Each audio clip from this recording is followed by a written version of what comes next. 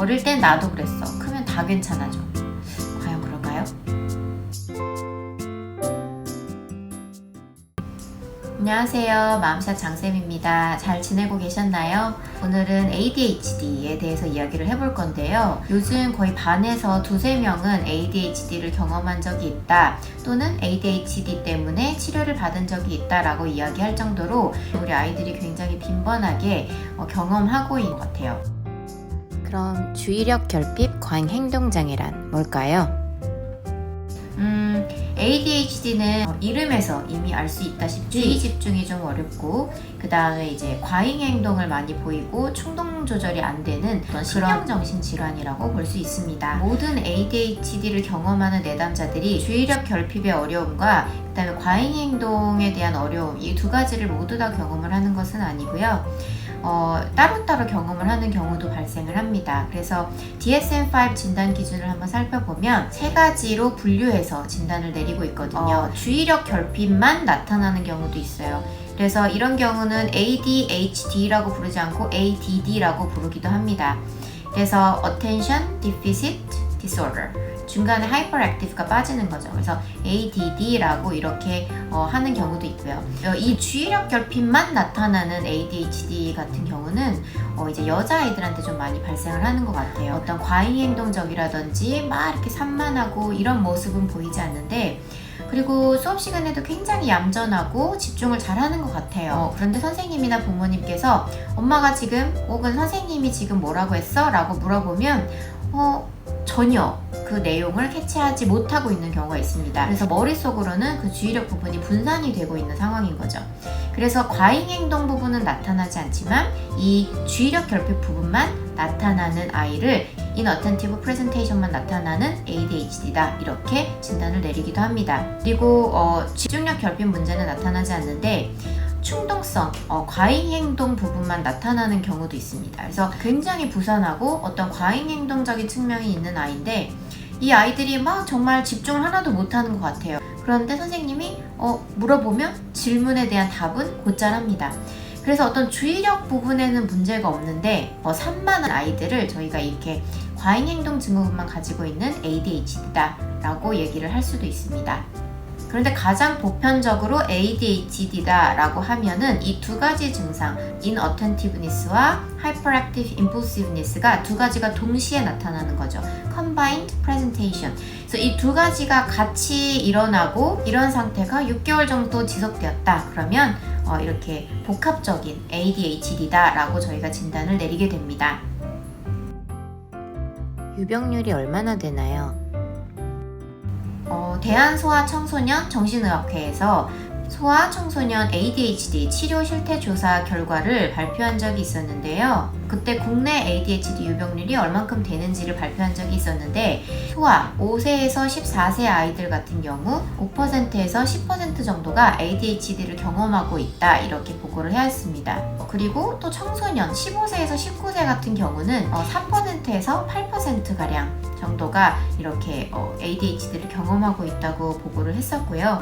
그리고 이렇게 ADHD로 진단받은 아동, 소아 시기에 ADHD로 진단받았던 아동의 70% 정도가 이 청소년기까지 그 증상이 유지가 되었다, 지속되었다, 이렇게 보고를 하고 있습니다. 그리고 또 이 중에서 50%에서 65% 이상이 성인기까지, 성인 ADHD까지 연결이 되었다라고 보고를 하고 있습니다.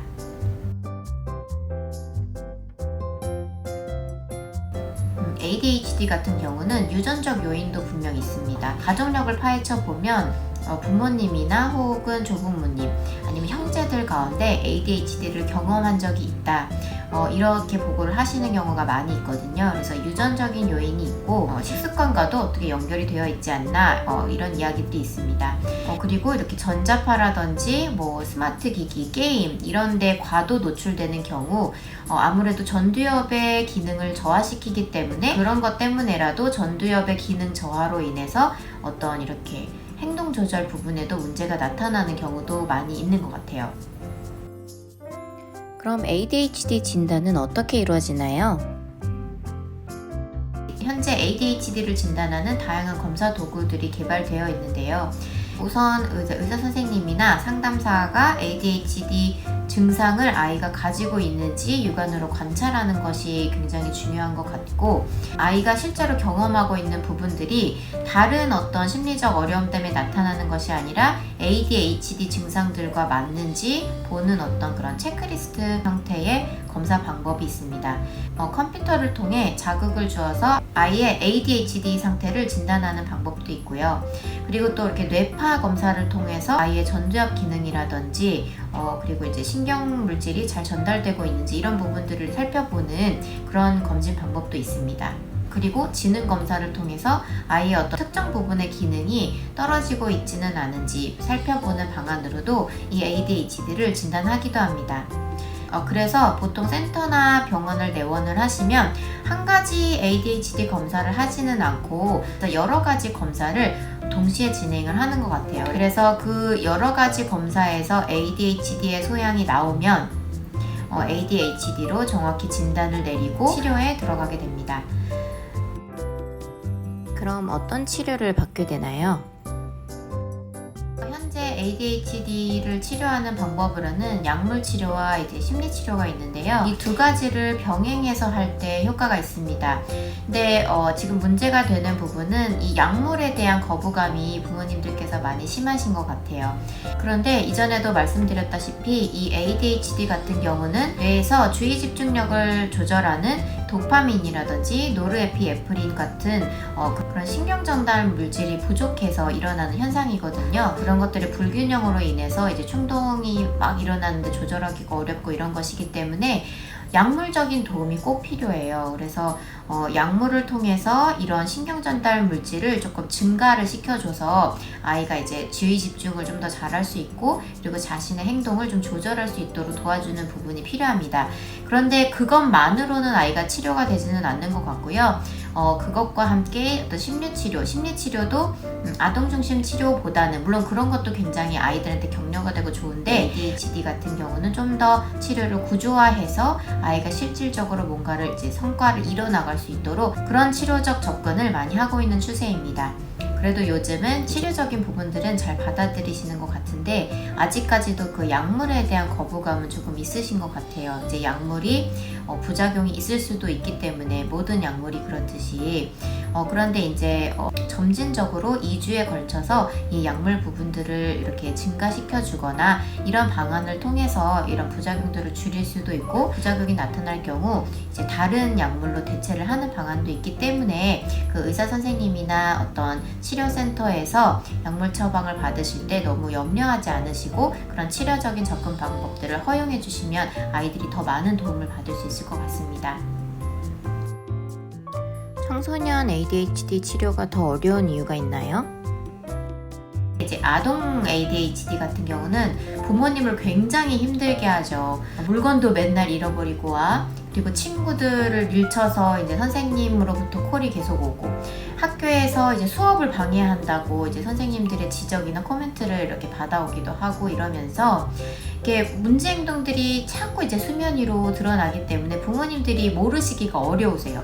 그래서 이런 것들이 눈에 훨씬 많이 띄고, 실질적으로 부모님들도 이런 것 때문에 너무 삶의 질이 낮아지는 등 힘드시기 때문에 치료 현장으로 많이 오시는 것 같습니다. 그런데 청소년 ADHD 같은 경우는 품행 문제로 나타나기도 하고, 또는 집중력 문제만 나타나기도 하고, 이렇기 때문에 그냥 사춘기겠거니 아니면 중2병이겠거니 이러면서 그냥 조금 무시하고 지나가시는 경향이 많이 있는 것 같아요. 그런데 이 청소년기가 굉장히 크리티컬 포인트거든요. 그래서 이 시기에 치료를 잘 해주셔야 이것이 성인기까지 이어지지 않을 수 있습니다. 아이를 이제 부모님께서 데려오셔서 치료를 하시다가 청소년 같은 경우 중단하는 경우가 더 많이 있는 것 같아요. 이제 행동적인 부분이나 주의력 부분이 나아지면은 이제 됐구나, 약만 먹으면 되는구나 하고 그렇게 이제 뭐 약물만 처방 받으신다든지, 혹은 아이가 집중을 할 수 있게 되었네, 아니면 과잉 행동 부분이 많이 잦아들었네 하면서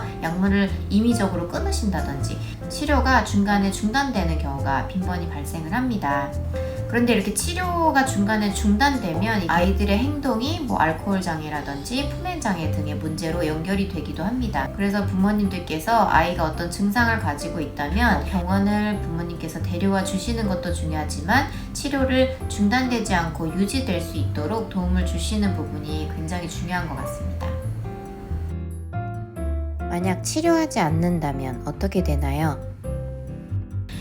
집중력이 어렵기 때문에 당연히 성적이 저하가 되겠죠. 그래서 아이가 어떤 지능을 어느 일정 부분을 타고난 부분이 있고 어느 정도까지 발전시킬 수 있는 어떤 기능적인 부분이 있는데도 불구하고 집중력 문제 때문에 성적이 잘 발현이 되지 않는 경우가 있어요. 그래서 성적이 발현이 안 되거나 이러면 당연히 피드백 부분이나 그리고 이제 본인이 스스로의 어떤 자신감 부분이나 자존감 부분에도 영향을 미칠 수 있겠죠. 아, 나는 이 정도 선까지 할 수 있는 아이라고 생각을 하고 인식을 하게 되는 경우가 있습니다. 그리고 또 충동성 부분이나 이런 게 있으면 또래 관계가 어렵죠. 왜냐면 아이가 항상 너무 이제 하이퍼하고 그 행동을 조절할 수 없어서 기분이 좋으면 막 옆에 친구들을 치고 밀치고 이럴 경우 처음에는 이렇게 받아주다가 나중에는 좀 거부감이 있을 수 있어요. 그래서 친구들이 이 아이를 밀어내면서 어떤 학교 생활 그리고 이제 사회생활 이런 부분에 있어서 어떤 부적응을 경험하게 됩니다. 그러면 이렇게 불안정한 친구 관계에서 오는 좌절감을 맛보게 될 것이고 그리고 이런 것들은 당연히 자신감이나 자존감에 연결이 되겠죠. 그런데다가 과잉행동적인 부분이나 주의력이 부족한 부분들을 주변 어른들, 부모님이나 선생님들께 지적을 받게 되겠죠. 너는 왜 이렇게 집중을 안 하니? 너는 왜 이렇게 가만히 앉아있질 못하니? 이런 피드백들을 계속, 이런 부정적인 피드백들을 계속 들으면 들을수록 아이는 주눅이 들거나 혹은 굉장한 화가 생길 수 있죠. 그래서 반항심이라든지 화를 표출하기도 하고 과잉행동적인 부분, 품행 문제 이런 것들로 이어질 수도 있습니다.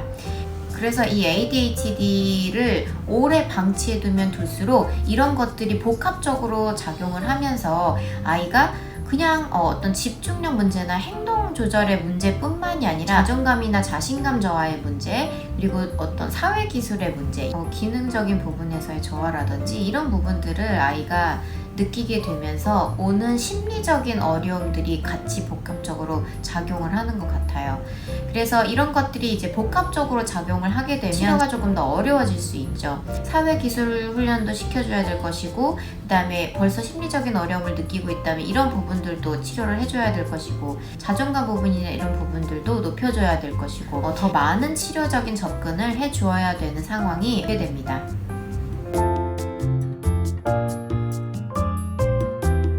그래서 오늘은 ADHD, 주의력 결핍, 과잉행동 장애에 대해서 이야기를 해보았습니다. ADHD에 대해서 꼭 아셔야 되는 부분들만 제가 추려서 이렇게 말씀을 드렸는데 어떻게 도움이 되셨는지 모르겠어요. 적절한 시기에 적절한 치료를 받을 수 있게 되었으면 좋겠습니다. 그럼 저는 오늘 여기까지 하고 마치도록 하겠습니다. 그럼 모두 좋은 하루 되세요.